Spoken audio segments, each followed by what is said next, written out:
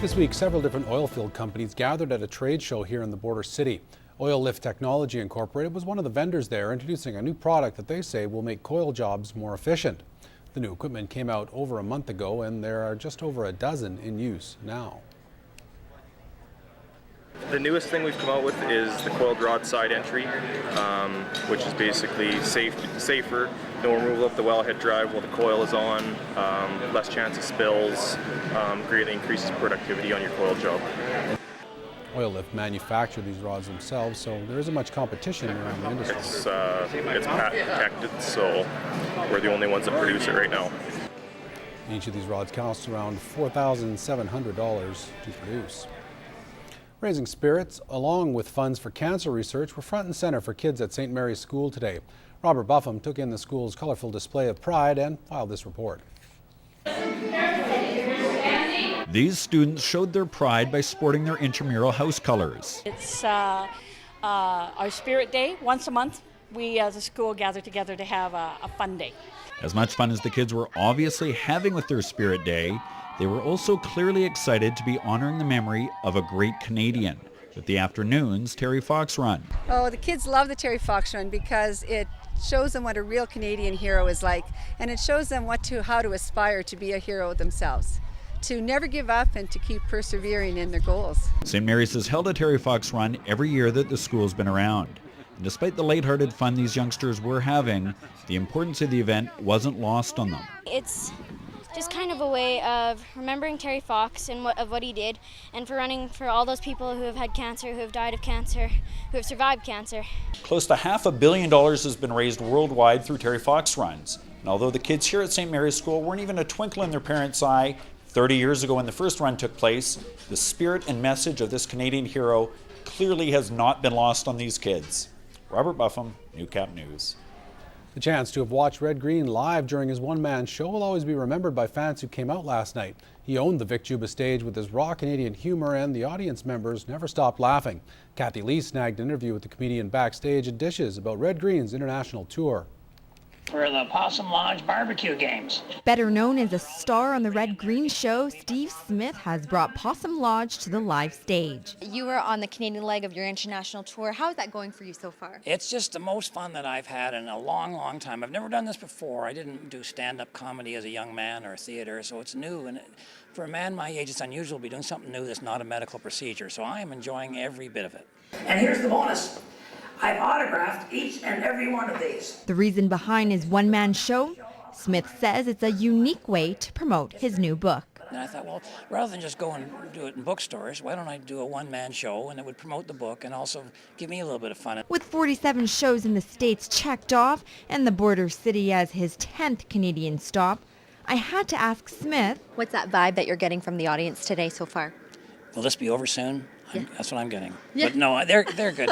They're good. You know what? The whole Possum Lodge thing is like a world, and they want to be in that world for a couple hours. They don't want to live there, but they like to visit. Into a Commodore 64. And it seemed the crowd loved getting a taste of Possum Lodge and all the humor with it. I think it's great. I think he's a good comedian. He tells it like it is. It's his down-to-earth comedy. It's, pretty simple, funny. Oh, good clean comedy. Lots of laughs.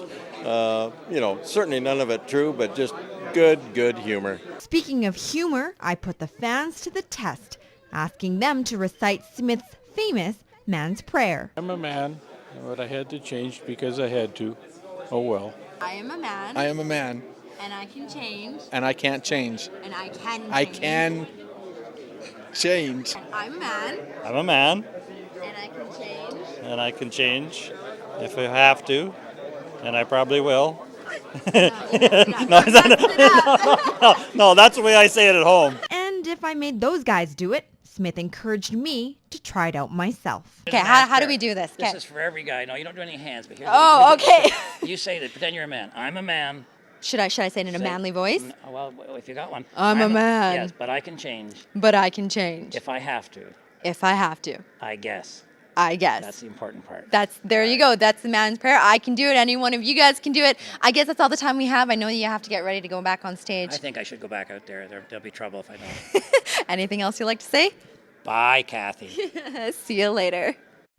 And for more information about upcoming shows and events at the Vic Juba Community Theatre, you can visit thevicjubatheatre.ca. Well, there's fun for the entire family in Wainwright tomorrow, and a show full of imagination for the kids hits the stage in the Border City next week. Lloyd FM's Heather Clegis has all the details on the family fun in this edition of What's Happening.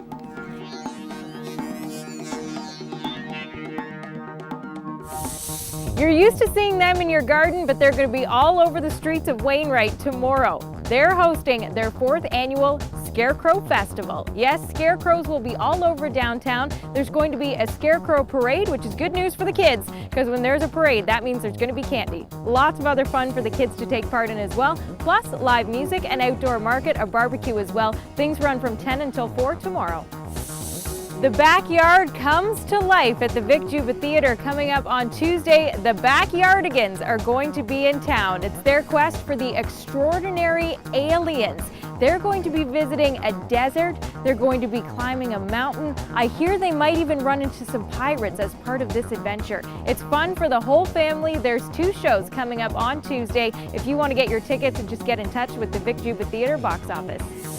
Let's start your weekend off by winning. We've got a copy of Rascal Flatts' brand new CD for you to win. They're gearing up for the CMA Awards. Those will be handed out in November. And on the CD, you're going to find their new single, Easy. It's a song they do with Natasha Bedingfield. If you want a copy, really easy. All you have to do is email your name and daytime phone number to tvcontest@newcap.ca. And we want to say thanks to John at Universal Music Canada for hooking us up with the music.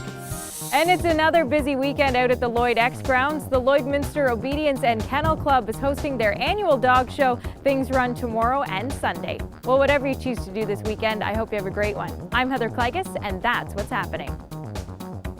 What's Happening is sponsored by Winmar Restoration. When flood, fire, or natural disaster strikes, the company you want to call is Winmar Restoration, coming through for you.